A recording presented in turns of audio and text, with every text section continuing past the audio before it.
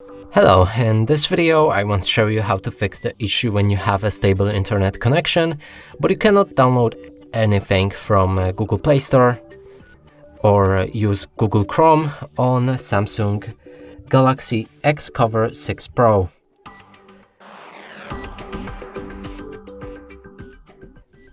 So I already shown you the Google Play Store. Right here it's in a pending and won't download the game. The same thing with Google Chrome. If we try to reach any website, there's error. And to fix this, open your settings, navigate to the bottom and find General Management. Here locate the date and time and set time automatically. If you go back to your Google Chrome or Google Play Store, it should start the download now. And the pages on the browser should load without any problem.